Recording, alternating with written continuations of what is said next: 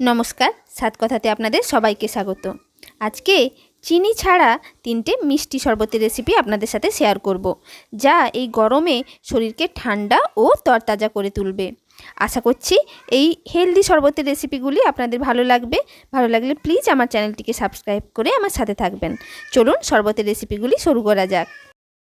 প্রথম শরবতটি বানানোর জন্য মিক্সির যে জারে লস্যি বানানো যায় সেই জারে নিয়ে নিচ্ছি 2টো গুড়ের কিউব।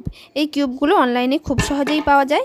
এবার এই গুড়ের কিউব দেওয়ার পর এর মধ্যে দিয়ে দিচ্ছি বেশ কিছুটা পুদিনা পাতা। আমি প্রায় 15 থেকে 20 পিস পুদিনা পাতা ভালো করে ধুয়ে একদম পরিষ্কার পরিচ্ছন্ন করে ধুয়ে নিয়েছিলাম, সেটা এর মধ্যে দিয়ে দিচ্ছি।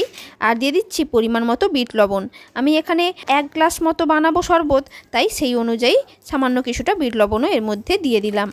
এবার দিয়ে দিচ্ছি 1 টুকরো লেবু।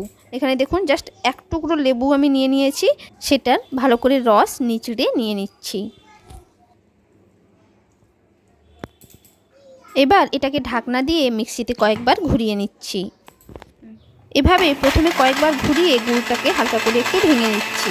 আপনারা চাইলে গুড়টাকে কিন্তু গ্রেট করেই দিয়ে দিতে পারেন, তাহলে এইভাবে প্রথমে গুড়টাকে ভাঙার জন্য ঘোরাতে হবে না।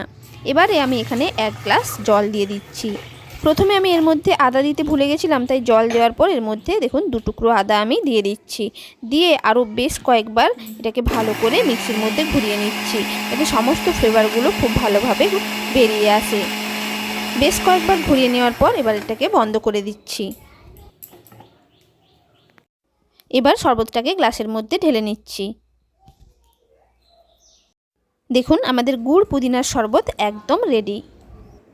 দ্বিতীয় শরবতটির জন্য আমি এখানে একটি গোটা শসা নিয়ে নিয়েছি। এবার ছুরির সাহায্যে এইভাবে শসাটাকে কেটে নিচ্ছি। এদিকে একবার কেটে নিলাম, আবার উল্টো দিক থেকেও ঠিক এইভাবে আমি কেটে নিচ্ছি।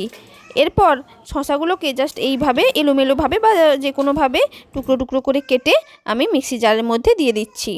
সমস্ত শসাগুলো টুকরো করে কেটে দিয়ে দেওয়ার পর এবার আমি এর মধ্যে দিয়ে দিচ্ছি 1 কুচি আদা। একদম সামান্য জাস্ট 1 টুকরো আদা নিয়ে নিয়েছি, সেটা দিয়ে দিলাম। আর এর মধ্যে দিয়ে দিচ্ছি সামান্য কিছুটা বিট লবণ।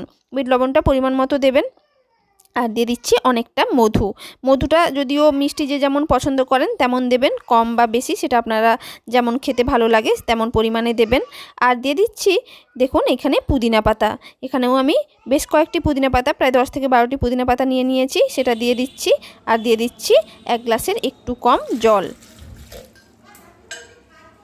1 টুকরো লেবুর রস ভালো করে নিচড়ে আমি এর মধ্যে দিয়ে দিচ্ছি। এই যে দেখুন সম্পূর্ণ রসটা নিচড়ে দিয়ে দেওয়ার পর মিক্সির জারের ঢাকনাটা দিয়ে এটাকেও বেশ কয়েকবার ধরে ভালো করে ঘুরিয়ে নিচ্ছি।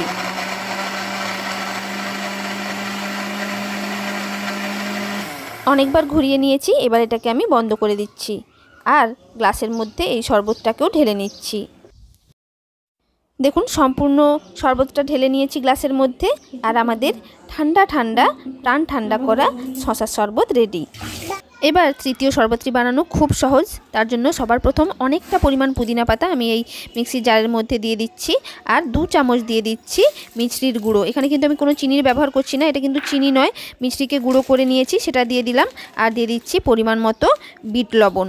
বিট লবণটা দেওয়ার পর এবার এর মধ্যে দিয়ে দিচ্ছি 1 গ্লাস জল। যেহেতু আমি একজনের পরিমাণে বানাচ্ছি তাই 1 গ্লাস জল দিয়ে দিলাম। এবার ঢাকনা দিয়ে এটাকে খুব ভালো করে অনেকক্ষণ ধরে এটাকে ঘুরিয়ে নিচ্ছি।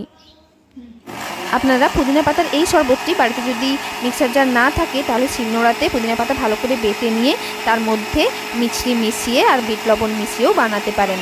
চলুন এটা ভালো করে ঘুরিয়ে নিয়েছি, এবার এটাকে বন্ধ করে দিচ্ছি। বন্ধ করে দেওয়ার পর গ্লাসের মধ্যে আমি শরবতটিকে ঢেলে নিচ্ছি। চলুন এই শরবতটিও আমি গ্লাসের মধ্যে ঢেলে নিলাম। আর দেখুন আমাদের 3 ধরনের প্রাণ ঠান্ডা করা শরবত কিন্তু একদম রেডি।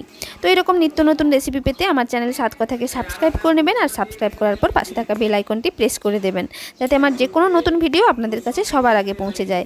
আর এই শরবতের রেসিপিগুলি পছন্দ হলে একটি লাইক করে দেবেন, সবার সাথে শেয়ার করবেন, আর নিচে কমেন্ট করে জানাবেন কেমন লাগলো। নমস্কার।